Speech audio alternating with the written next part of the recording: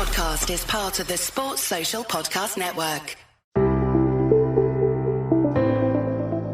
After an absorbing first test in the men's Ashes series, the women's Ashes are now set to get underway at Trent Bridge. In this show, I was joined by former England International Kathryn Leng, a regular on the Paddock and the Pavilion, and Rosa Simkin of Rosa Talks Ball to preview the 7-match multi-format series. I began by asking our two guests if the upcoming series was the most hyped women's Ashes series ever. Yeah, for sure. I think the media coverage has been incredible in a lot of ways where we haven't really seen it before. I mean, the marketing idea, there's one Ashes, has been really effective. I mean, the posters, for example, and on the front of Edgbaston, Jimmy Anderson and Izzy Wong in England kit. So yeah, I think it's definitely the most anticipated there's ever been. Yeah, and there was London Bridge as well. I think Heather Knight was on there, made a little appearance on London Bridge. You've got to tick that off your bucket list, haven't you? So yeah, the ECB are really going great guns advertising this, but I believe we spoke in the last podcast that Edgbaston had already reached record ticket sales for the women's Ashes. That will have been back in, I don't know, help me out, Stephen, when we last had last time we spoke, the ticket sales were in the mid-30s. They're now up to 70,000. Yeah, and that was just pretty much when they'd come out. So it's just it's quite overwhelming, really. I don't know how the girls feel about it. It must be pretty nerve-wracking for them, but you know, to think of that sort of crowd at a test match is fab. Oh, it's not a test match, is it? Edgbaston, it's a one day, but even that, you know, it's going to be fantastic. I know you like Test cricket, Kathryn, and it's 5 days as well. Well, I think they must have been listening to the Paddock and Pavilion. Yeah, we did get your point of view. You were in favour of a 5-day Test match, weren't you? Yeah, particularly if when England side bats for 180 overs, you've got to have 5 days, haven't you? Which is what we did back in '98. But no, I think it just it will just make things a bit more exciting. Well, the last England-Australia Test, Rosa, was very exciting. It was very exciting. I think it was kind of ridiculous that we were disappointed with the draw, because we shouldn't have held on. But thanks to Kate Cross and Sophie Ecclestone out in the middle, we did. But the 5th day is fundamental to show the qualities of these players, because especially with the test matches here, so often they're rain affected, and then you never get the 4th day and there's never a result. And yes, if they played baseball, then maybe you wouldn't need the 5 days, but how are they meant to try something if they don't have the time? And does the test match being the first in the multi-format series give England more of a chance of winning the Ashes? Ooh, it depends which England's to show up, but I think I backed them for the test match. Got some really exciting youngsters coming in, as well as the foundation, which is already there. It's at Trent Bridge, which isn't really a spin-orientated wicket, and the Aussies have a lot of good spinners. So I think we definitely have a chance, more so than I think we ever have. And if whoever wins that test, it gives them such a huge advantage points-wise and confidence-wise heading into the rest of the series, especially given how much is surrounding it media-wise. Getting that one and out of the way puts you on a whole different level. Yeah, I think I really agree with that about trying to win that first match, whatever format it is. But you know, you've got to look at some of the England batters in there that have played the format before, and there are other batters who haven't, but are very capable of building an innings if that's what they're going to do. I'll be interested to know if they do play very freely, or they set their stall out and bat for a solid amount of time. I think with Australia losing Lanning, we've got a psychological advantage there as well, because she's very experienced. It brings another sort of youngster into the side for the Aussies. I don't know how many of them have really sort of played a lot of Test match cricket, really. But I would say in terms of that, we've played more. And with the test match being followed by the T20s being a little bit more of an open game, that also probably gives England a better chance if they could win that first test match. Yeah, for sure. I mean, T20 cricket is very much a mental game. There is skill behind it, but it's more so who can turn up on the day and do the work. I mean, we saw in the World Cup some of the shock results in the Women's World Cup. I mean, I don't think anyone would have said before that tournament that South Africa would have been England's downfall, but they were, and that's just because T20 cricket is something else. It's something else. So for sure, winning that test match, from a mental perspective, gives that higher ground. And Rosa, did you think there was any surprises in the England squad that was announced only a few days ago? I think the choice of going for one spinner has shocked everyone a little bit. Charlie Dean and Sarah Glenn are both very competent players and very good at what they do. So I'm sure they will be disappointed to have missed out. I think Danny Wyatt was a little bit of a shock because she's not someone who we usually use as a longer format player. So for her to then be in the test match squad wasn't probably what everyone had on their bingo card, but I think she's very capable of playing test cricket if she gets that chance. I think Wyatt's got a lot of cricket experience, and I think maybe they're hoping she can bring that into that format if she does play that test match. But I'd back her in any format, really. I think, she knows a game, does that girl? There's been times when it's not gone her way, but she's the type of player that will always come back and stronger. How big a loss will Meg Lanning be as a batsman and a captain of the Australian team? She'll be a huge loss. She's been around that group for so long that for them then to not have her there, this figure who is so fundamental in terms of their mental game, is probably going to be a bit of a shock to the system when it comes to it.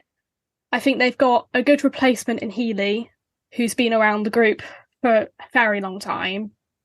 But it's always difficult losing your captain. We saw it with England in the Commonwealth Games when we lost Heather Knight, and it's suddenly this switch was flipped and we played a completely different game of cricket. Kathryn, it's an awful lot for Alyssa Healy to do, though. Captain, open the batting and keep wicket. I think certainly in Test cricket, that's asking too much. I think in the T20 format, I think there's a lot more preparation off the pitch with the T20. So, for example, this is what we're going to do. This is how we're going to set our field.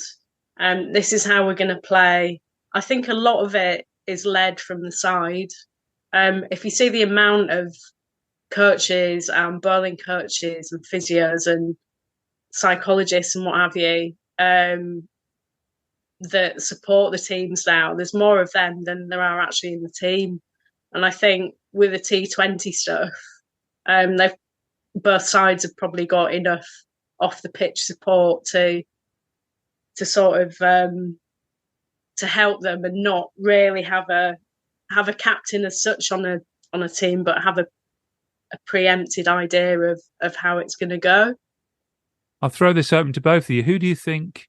I know Rosa said that there's 11 key players in the Australian team, but who do you think are the key players in this multi-format series? I mean, Nasiba Brunt, can't not throw her name out there. She has constantly performed for England in every format.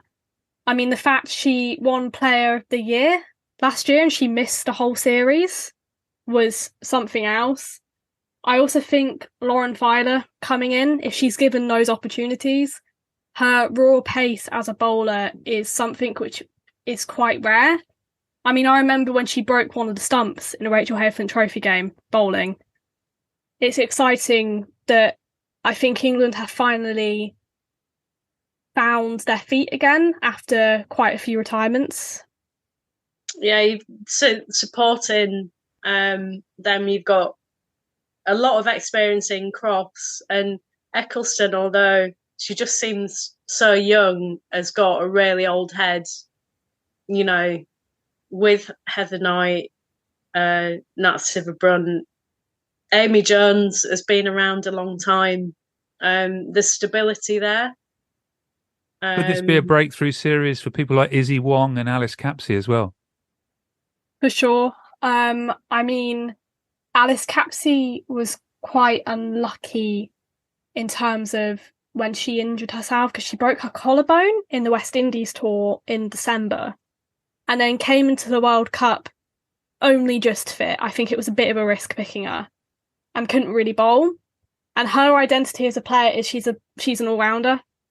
And I think this series really gives her an opportunity to showcase her skill. And then again with Izzy Wong, she wasn't picked for the T20 World Cup, which I think was a shock.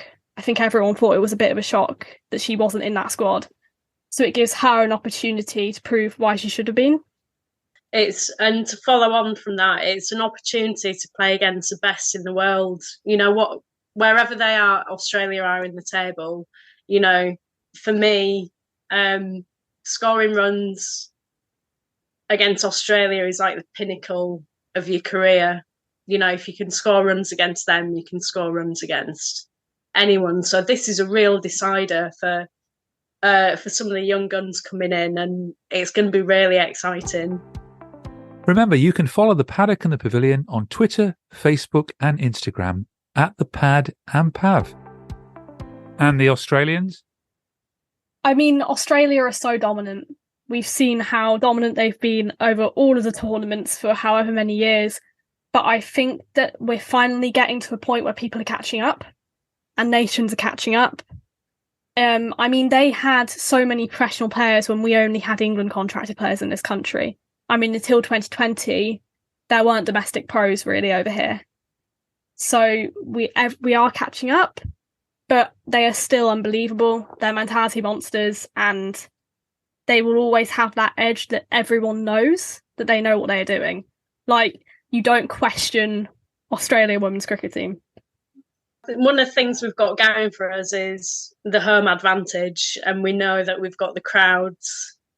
They're playing abroad and been playing a lot of cricket over the last year or so. So, you know, let's hope that coupled with Meg Lanning not being in the mix, let's just hope that just throws them a bit and gets them out of sort a bit, and gets, you know, we get our head together and play as a team.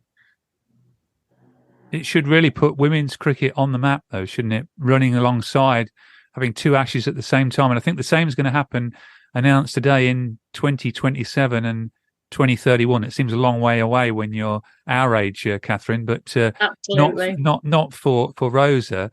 But so it looks like this is the beginning of Ashes running alongside forevermore. It is, and it's so important because cricket is one sport. At the end of the day, everyone plays for the same reason, and that is for the love of the game. So it's so important that people can see that. And it's also about getting women's cricket on the map. Well, it's already on the map, but keeping it there. The Commonwealth Games and the 100 have been a huge, huge boost for the women's game, and have kind of been the first time where everyone's taking it seriously. And it's about building on that and proving why. Yeah, some of them are such great athletes, and Rosa's quite right. They need to keep the momentum coming, get more girls involved in it and watching it, as many as you can, you know, and watching these role models. Before we hear the final predictions from Kathryn and Rosa, Let's hear from Brazilian captain Roberta Moretti Avery and former England international and the show's regular guest, Roland Butcher, for their thoughts on the Women's Ashes. Well, I can't wait to watch it. I think I like the way England is playing. England women's are playing right now. I think they are very positive. I think the John Lewis approach, coming in positive, happy, aggressive cricket. You can see how they batted through the whole World Cup. So I think this is going to be a good challenge for Australia. I still think that on paper, Australia is the strongest team, but they're going to be in England.